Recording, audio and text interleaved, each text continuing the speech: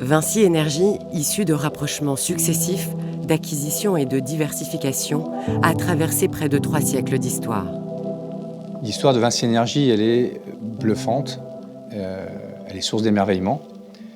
Et c'est avant tout une histoire vivante. Une histoire vivante, elle est faite de convictions, elle est faite de rencontres de personnes, de transmission de valeurs, d'un modèle, d'expérience. Et c'est ça qui en fait sa force.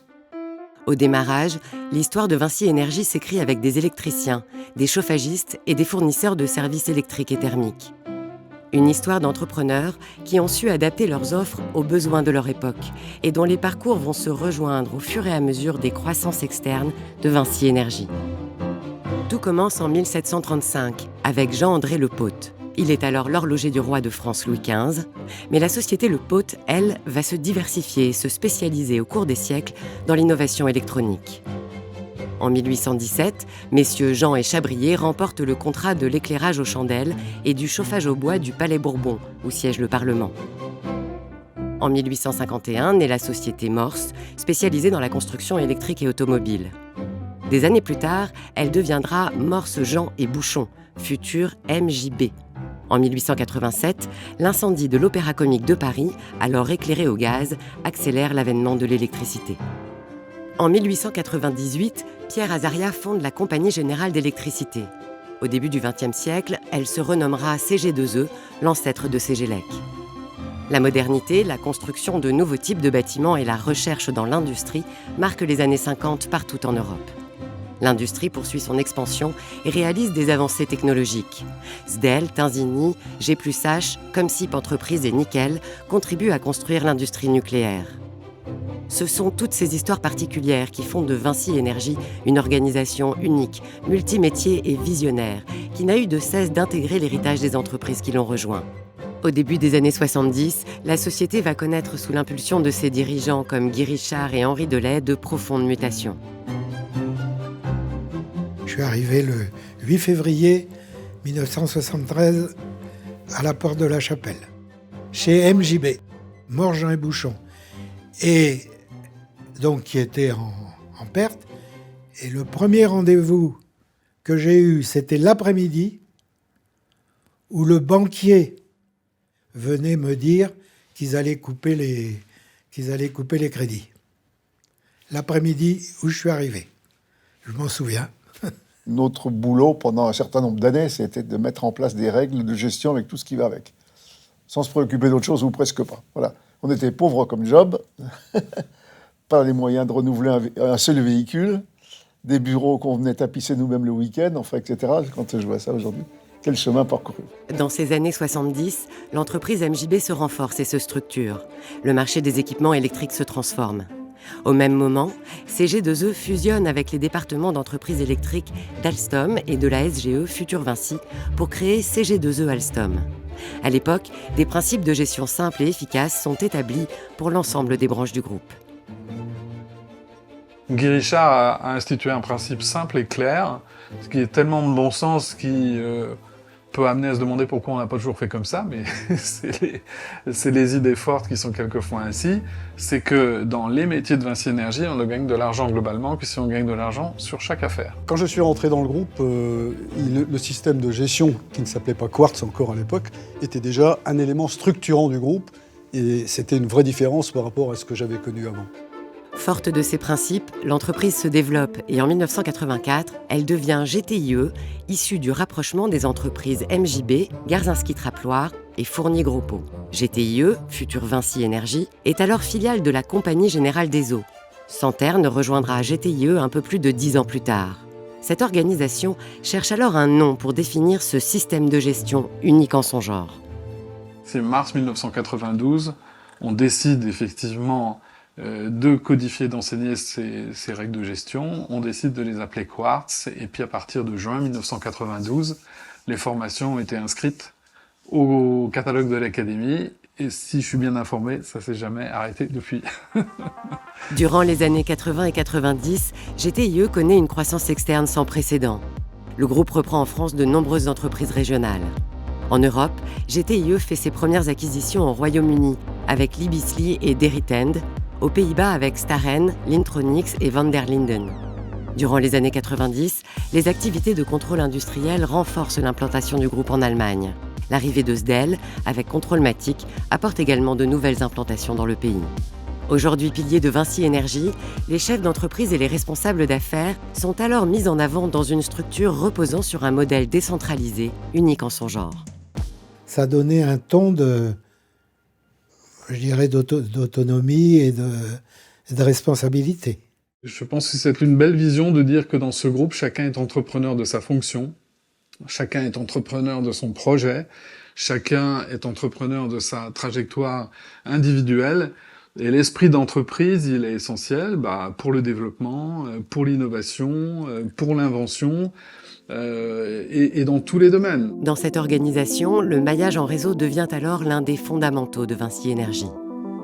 L'essentiel de Vinci Énergie, c'est fait de règles et de principes de gestion, c'est fait d'une vision du management des entreprises de nos domaines d'activité, c'est-à-dire des entreprises de petite taille, agiles, à taille humaine, qui ont la capacité de travailler en réseau. Dès l'instant où on a fait réellement exister des entreprises avec des chefs d'entreprise, on ne pouvait pas vivre les uns séparés des autres, il a fallu introduire d'autres notions, dont la solidarité, la générosité. Dès 1992, cette culture d'entreprise s'est déployée grâce à l'instauration de parcours de formation pour ses responsables d'affaires et ses chefs d'entreprise via un centre de formation interne appelé Académie. Cette structure ouvrira les portes de son premier établissement en 2004 en France, à Montesson. D'autres académies verront le jour à partir de 2010 dans de nombreux pays où Vinci Énergie est implantée. L'académie, c'est pour moi l'outil numéro 1 d'assistance aux chefs d'entreprise.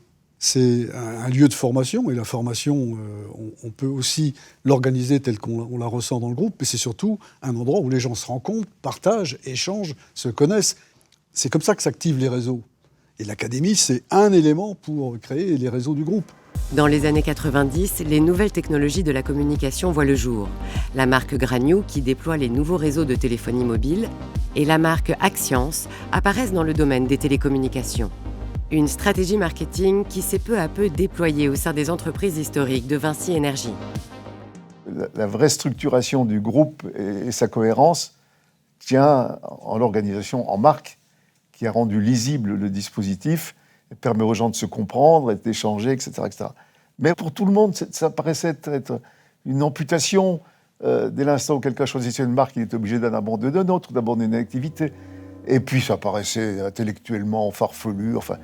Alors qu'en fait, en mettant la marque en place, ça a permis d'être lisible vis-à-vis du marché et de faire une démarche marketing qui a permis de clarifier les positions, y compris des entreprises.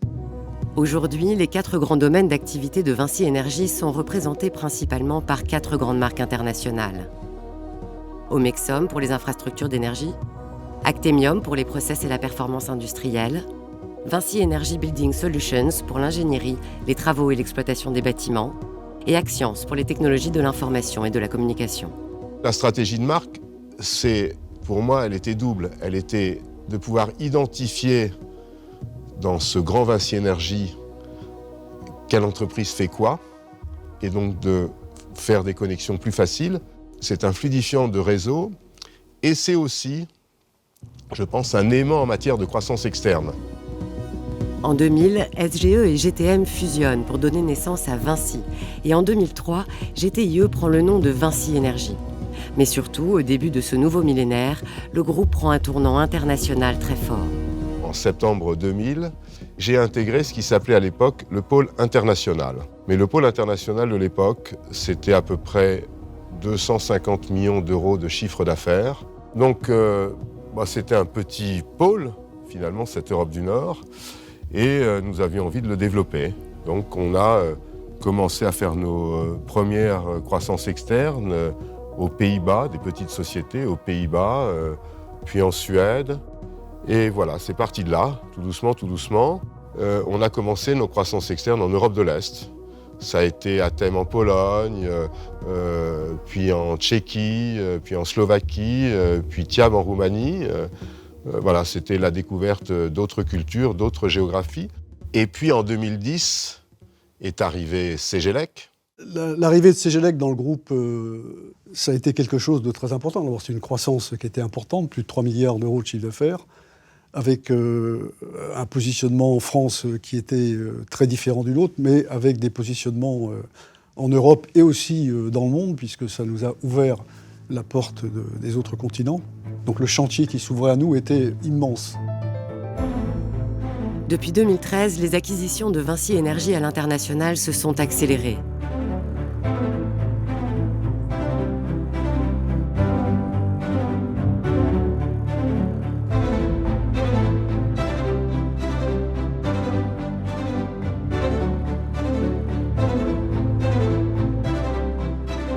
En 20 ans, près de 400 entreprises dans les infrastructures d'énergie, l'industrie, les solutions au bâtiment ou encore l'ICT, répondant aux enjeux de transition énergétique et de transformation numérique, ont ainsi rejoint Vinci Énergie à travers le monde.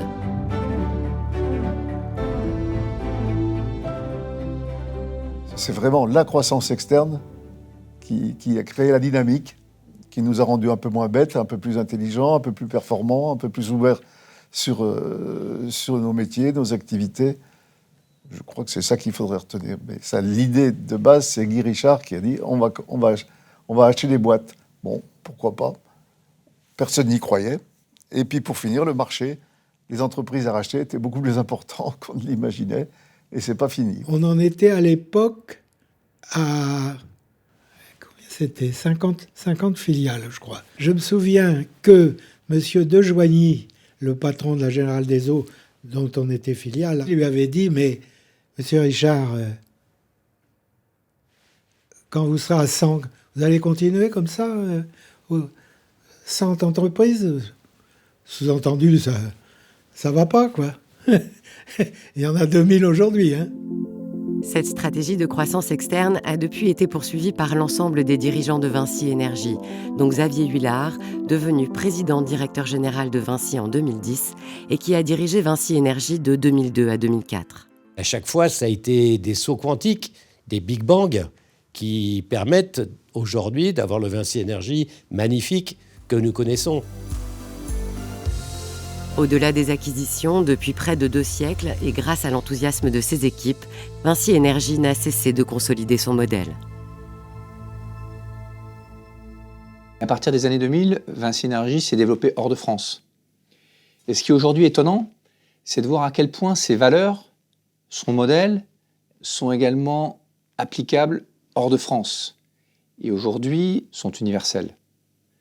Ce qui est important, c'est de rester attaché à nos convictions, attaché à nos valeurs, attaché à notre modèle, à notre décentralisation, à nos entreprises à taille humaine, mises en réseau.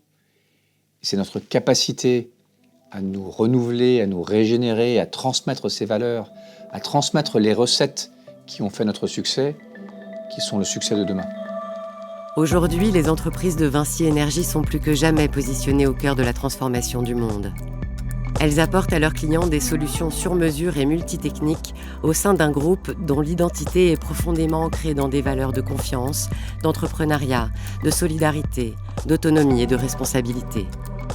Plus que des mots, ces valeurs guident l'ensemble des équipes de Vinci Énergie au quotidien dans leurs attitudes et leurs actions. Elles sont indissociables de la réussite de Vinci Énergie.